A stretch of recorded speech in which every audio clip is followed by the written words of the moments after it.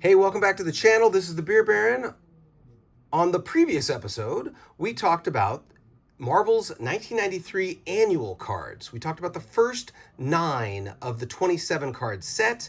And on this episode, we will talk about the next 9, number 10 through 18. Now, if you're not familiar with the 1993 Marvel annual card set, or if you haven't watched the previous episode, you might get lost. I don't know. 1 through 9, they're pretty good. 27 cards, 27 debuting characters in polybagged annuals, and is a very interesting card set because, like I said in the last episode, there's 27 debuts of characters, and over the years, most of these characters really amounted to nothing. Just a few appearances, throwaway characters, never became more than a C-list hero, a D-list hero or a villain of the week or something like that. So I've always been fascinated with this set, with these cards. And so I had about half of them in my possession. I collected them and then lost them in the fires when I lost everything about 2 years ago. So it sucks, but I recently acquired the whole set, and so I felt like, let's talk about these characters. And let's talk about the first one, number 10, the Dream Killer. Oh boy.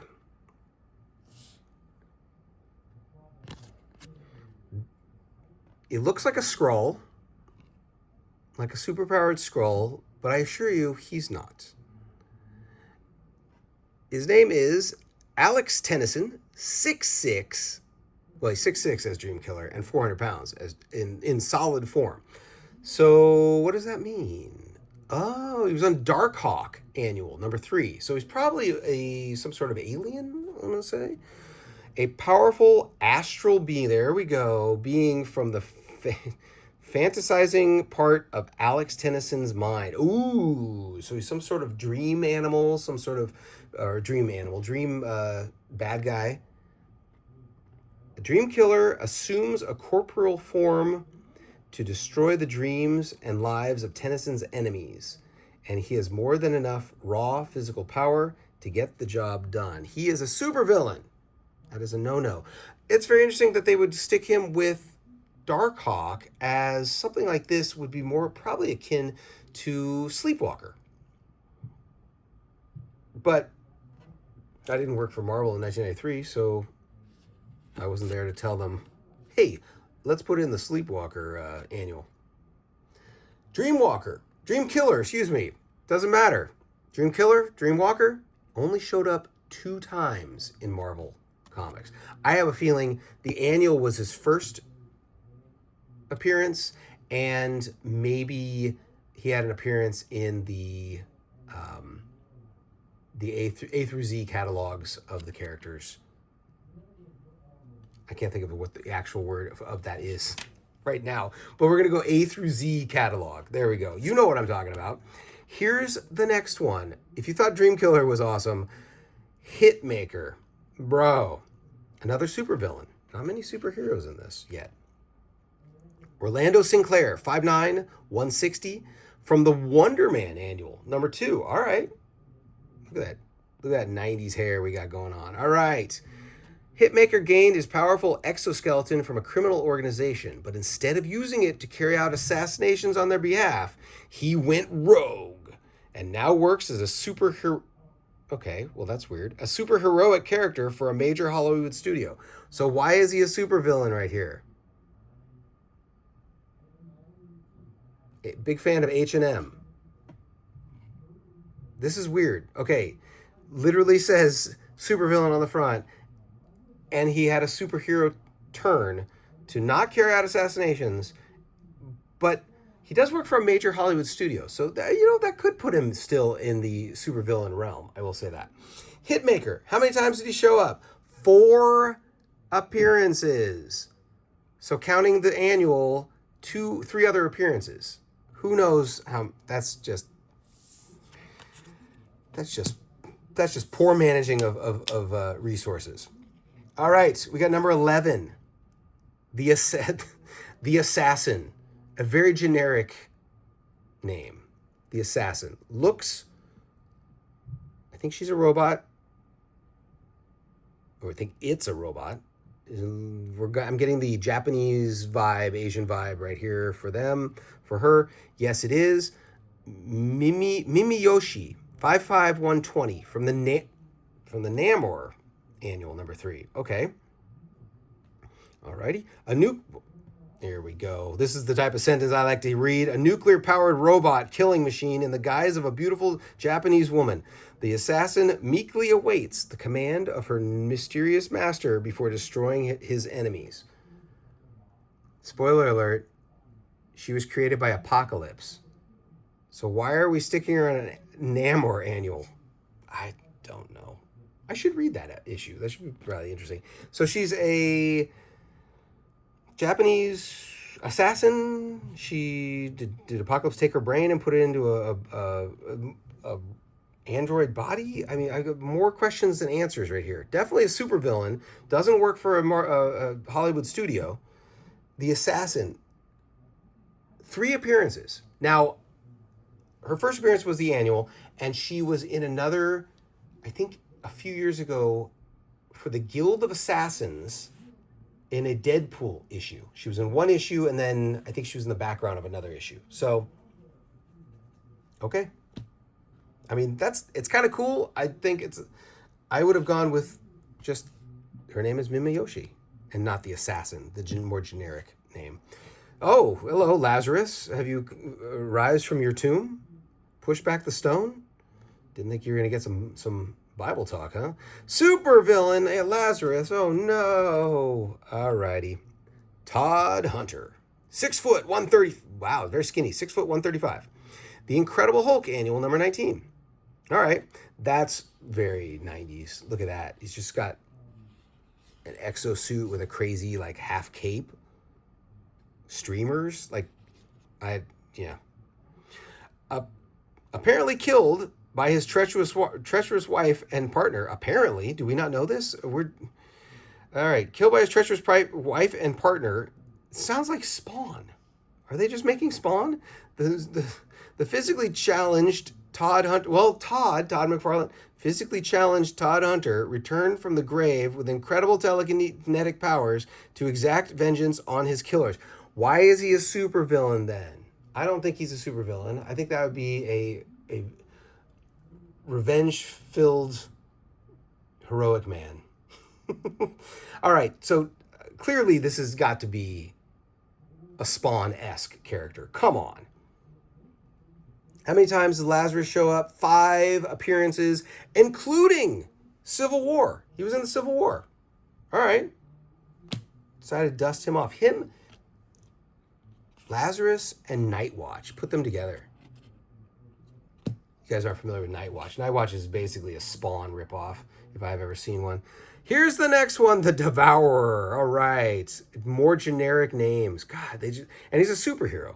Wait, how's that? All right. Okay. It looks crazy. Tommy Webster looks a little crazy. 9'2". Excuse me, 880 pounds. Daredevil annual, number 9. Does Daredevil really fight these? I guess so. All right. Possessed by the spirit of a Mayan serpent god. Alrighty. Sentences I did not think I was going to be saying today. Tommy Webster became the Devourer, a creature that intends to create an army of the dead by sacrificing humans, especially Daredevil. How is he a superhero? That's ridiculous. This is ridiculous. The Devourer, 6 appearances. Gone, but not dead. He's not dead. He's just hiding. He's waiting for the next Mayan calendar to show up for the Doomsday. If you thought the Devourer and the Assassin were generic, how about the Flame? Are you kidding me? Supervillain. At least he's a supervillain. And now we're gonna turn the back, and it's gonna be like, he was murdered by the mob, and his brain was put into a robot, and now he will save the universe. No, okay. Probably not. Real name. Hermer. I can't read that. Hermer. Maybe he's a god or something like that. 6'7", 524. Nice. Thor, annual number 18. Okay, so he's probably a Norse god or some sort. Son, here we go, son of an elfin mother and the fire demon father, Hymnir, grew up a scorned outcast. Awash in hatred, he slew his father. Well, he's definitely a supervillain. He slew his father upon reaching adulthood and embarked on a reign of terror throughout Asgard with a powerful mystical sword. Don't we all wish we could do the same? The Flame. How many appearances does the Flame show up? Flame, currently just known as Flame. Okay, all right. 4 appearances. And oh God, we got another one. Face Thief. What? Face Off. Face Thief. Come on now. Name. Kaja Gugu. Kao Goto Suru. So he's probably, so I don't even want to guess what he is. Height varies, weight varies. Same with me. So that's why I tell, after some ice cream bars, it goes up. Iron Man, annual number 14, 1993. Obviously, Kao Goto Suru is an ancient demonic creature. There we go. Well, you're definitely a supervillain on that one. Ancient demonic creature that assumes the identities of powerful and influential humans and leads their followers on the path to ruin. Wow. First identified in feudal Japan in the 15th century, Kao Goto Suru was inadvertently responsible for the creation of the Masters of Silence, who have pursued him ever since, pledged to wipe his evil from the face of this earth. I have more questions about the Masters of Silence. But, all right, so he's an ancient demon. I kind of get the feeling like the Denzel Washington movie Fallen. Remember that movie? Time is on my side. Face Thief. How many appearances have you had? 3 appearances. I'm going to bet that it's just this annual and 2 other baloney appearances. Oh no. Did they not copyright the Phalanx? The Phalanx? He's not the techno-organic or the techno-alien species from the X-Men. He looks like angry right-wing Republican. I'm angry! Look at that. 2A! Oh, so he's a superhero. Wait a minute. Phalanx. Name? Oh, come on. His name's Dick Johnson. Are you kidding me? Stop this. We're finding all sorts of jokes from 1993 here. 6'6" in armor. 350 in armor. First appearance, Punisher, Warzone, annual number 1. Okay, so he's clearly, hey, that's definitely falls under the category of Punisher guy. Having created a suit of armor that absorbs the impact of any force hurled against it. Okay, the man called Phalanx was shocked to discover that his backers worked for a drug cartel. Oh my God. I thought you guys were legit. You guys are paying me in cocaine. Using his creation, Phalanx smashed the operation, but now lives on the run, forever separated from his wife and son.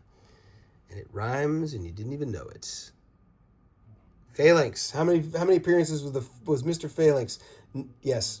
6 appearances. By the way, he's dead. 8 appearances. 6 to 8. Let's just say that. But he's dead. So it doesn't matter. It's all good. And the last one of this 9 bunch, the Irish Wolfhound. They used to call me after a few beers. Ow! Werewolves of London. Werewolves of Dublin, actually. Superhero. Of course he is. Look at this guy. You can't say he's not a villain. His name is Kukukachow. Kukukulun. It's very Gaelic. I'm not going to pronounce that. 6'3", 430, First appearance, Guardians of the Galaxy #3. Okay, this doesn't know if this fits with the Guardians of the Galaxy, but sure, whatever. A figure of Irish folklore, Cú is a Celtic warrior of unequaled skill, charged with protecting the ancient Book of Kells. All right. Revived after years of slumber in... He's just sleeping off a bender. In the 31st century. Oh, by the Guardians of the Galaxy. Okay, well, this is immediately tied in with the story.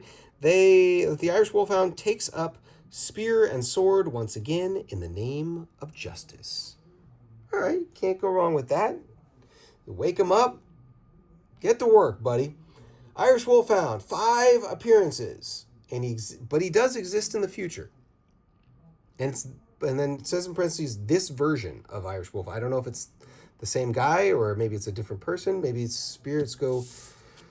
Whew, that's a lot for 1993. I don't know. Alrighty. Well, that was this set of 9. Which one's your favorite? I would have to say The Assassin's probably mine. Bad name. Lazarus has got a very good, interesting... Not good. Not good at all. Let's hopefully the next 9 will be a little better. All right. I'll see you on the next episode. Hope you guys like this one. Oh boy. Call me the Hitmaker. But don't call me the Face Thief. See ya.